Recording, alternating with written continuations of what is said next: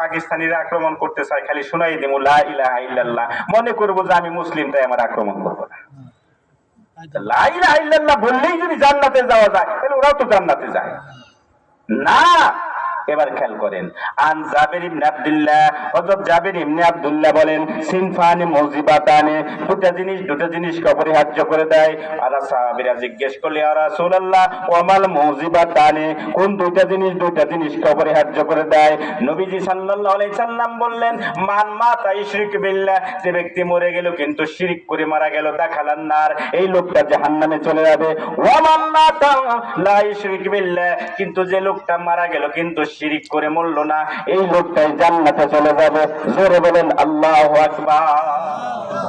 আপনাকে বোঝানোর জন্য একটা উদাহরণ দেই।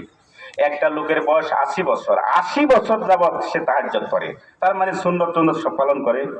এই লোকটা মরলে কি জান্নাতে যাওয়ার কথা না জাহান্নামে যাওয়ার কথা? জান্নাতি মানুষ 80 বছর মসজিদে ইমামতি করছে, 50 বছর, 80 বছর সে আল্লাহকে আল্লাহ বলেই ডাকে, সবকিছু ঠিকঠাক আছে, কিন্তু মরার সময় খালি বুদ্ধি যখন ছিল তখন খালি একটু বললো, মনে হয় এক আল্লাহর ইবাদত করলাম, আসলে আল্লাহ বলতে কিছুই নেই, আল্লাহ একটাও নেই, আরো কিছু আছে। আস্তাগফিরুল্লাহ সবাই বলেন। এই কথা বলে সে মারা গেল, তওবা করার সুযোগ পেল না। এবার বলেন লোকটা কোথায় যাবে? লোকটা জাহান্নামে যাবে। আরেকজনের নাম রামপ্রসাদ বাবু, ধরে নেন, হিন্দু মানুষ, ওর বছর 80 বছর, ও 80 বছরে খালি মূর্তি পূজা করছে। হঠাৎ করে এই মসজিদের ইমাম সাহেব মুয়াজ্জিন যখন জোহরের আজান দিছে, তখন ওর কানে পৌঁছে গেছে, তখন ওর কানের মধ্যে পৌঁছে মাথা বুকের মধ্যে একটা হিট দিয়ে উঠছে, আল্লাহু আকবার, আসলেই তো আল্লাহ সবার সেরা রে, আমি তো এতদিন ভুলেছিলাম যে। দৌড়ে এসে মসজিদের মুয়াজ্জিনের কাছে হাজির হয়ে গেছে, হুজুর যে স্লোগান দিয়েছেন আল্লাহু আকবার, আমার তো মনে হয় যে আমি ভুল পথে আছি, আমি তাড়াতাড়ি মুসলমান হতে চাই, আমার তাড়াতাড়ি মুসলমান বানান। কয় মুসলমান হবেন? কয় হ্যাঁ মুসলমান হব। আমাদের ধর্মের নিয়ম হলো মুসলমান হইলে তারে প্রথম উজু গোসল করে আসতে হবো, শরীয়তের একটা নিয়ম আছে উজু এবং গোসল করা। ওই তাড়াতাড়ি উজু গোসলের ব্যবস্থা করেন। লোকটা উজু করছে, গোসলও করছে, বারান্দায় বসে কয় তাড়াতাড়ি হাত ধরে মরার আগে তাড়াতাড়ি আমার একটু লা ইলাহা ইল্লাল্লাহ পড়াই দেন। তো মরার আগে ইমাম মুয়াজ্জিন সাহেব ওই হিন্দু বাবুরে, রামপ্রসাদ বাবুরে পড়াইতেছে, বলো আশহাদু আল্লা ইলাহা ইল্লাল্লাহ ওয়া আশহাদু আন্না মুহাম্মাদান আবদুহু ওয়া রাসূলুহু, এই কথা বলতেছে। এদিকে নামাজের সময় হয়ে গেছে, কাটায় কাটায় দেড়টা থেকে চলে গেছে। এবার আপনাদের কাছে আমার প্রশ্ন, বলেন এই লোকটা জান্নাতে যাবে না জাহান্নামে যাবে?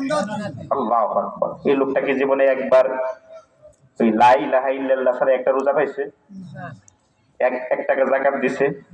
1 টাকা দান করছে? 1 ওয়াক্ত নামাজ পড়ছে? তারপরে এই লোকটা যাবে জান্নাতি, কারণ ঈমান আনার পরে এই লোকটা আর শিরক করে নাই। আর ওই 80 বছর একটা লোক ঈমান আনার পরেও তাহাজ্জুদ করার পরেও মরার আগে শিরক করে গেছে।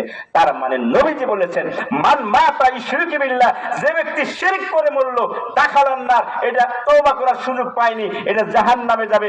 ওমান মাতা লা ইশরিক বিল্লাহ, যে লোকটা সারা জীবন কিছু করে নাই, ঈমান আনার পরে শিরক করে নাই, মরে গেছে, এই লোকটা জান্নাতে যাবে। সুবহানাল্লাহ। আরেকটা বুঝাই আপনাদেরকে। আল্লাহ রাব্বুল আলামিন কোরআন মাজিদের একটা আয়াতে বলছেন, সুম্মা ওরাসনাল কিতাবাল্লাযিনা ইসতাফাইনা মিনহুম। একটা আয়াত আছে, এই আয়াতে আল্লাহ রাব্বুল আলামিন এর ব্যাখ্যাটা এইভাবে বলেছেন যে কি, কিয়ামতের দিন যখন হিসাব হবে, হিসাবের ময়দানে 3 শ্রেণীর লোককে হাজির করা হবে, ফেরেশতারা হাজির করবে। এক ধরনের লোক আছে, এটা কি সব কাজে আগে, ভালো কাজ, নামাজে আগে, রোজায় আগে, হজে আগে, যাকাতে আগে, দান খয়রাত আগে, একেবারে পাক্কা মুসলমান। আল্লাহ জানেন, জেনেও জিজ্ঞেস করবেন এই ওরা কারা? কয় এরা 1 নম্বরের লোক, সাবিকুন বিল খাইরাতে, ভালো ভালো কাজে সবার চাইতে সবসময় আগে ছিল। এই লোক আল্লাহ রাব্বুল আলামিন কয় বিনা হিসেবে জান্নাতে দিয়ে দাও। সুবহানাল্লাহ বলেন। দলিল আরেকটা চান, আন আসমা বিনতে ইয়াজিদ আনিন নবী সাল্লাল্লাহু আলাইহি সাল্লাম, আল্লাহর নবী বলেন, ইহশারুন নাসু ইয়াউমাল কিয়ামাতি ফি সাইদিন ওয়াহিদিন, কিয়ামতের ময়দানে মানুষদেরকে একটা সমতল ভূমির মধ্যে একত্রিত করা হবে।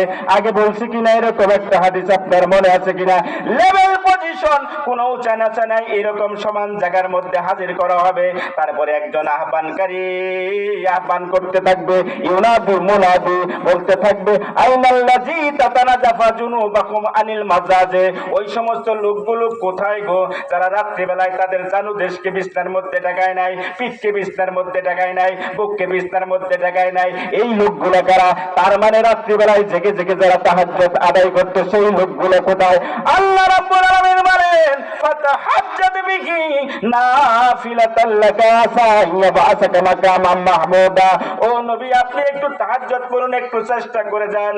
এই তাহাজ্জুদ আপনাকে কি করতে পারে?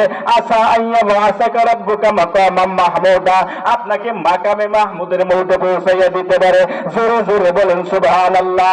এবার প্রশ্নটা হলো, মাকামে মাহমুদটা কি জিনিস রে ভাই? কাল কঠিন কিয়ামতে আল্লাহ রাব্বুল আলামিন যখন ময়দানের মধ্যে হাজির করবেন, তিনি আসন ঘিরে বসবেন, তারই পাল্লা সেটিং দিবেন। এক পাশে নেকির আমল, আর এক পাশে বদির আমল। ওই পাশে দাঁড়িয়ে জিবরাইল আলাইহিস সালাম দাঁড়িয়ে থাকবেন, এক পাশে আমার নবীজি জনাব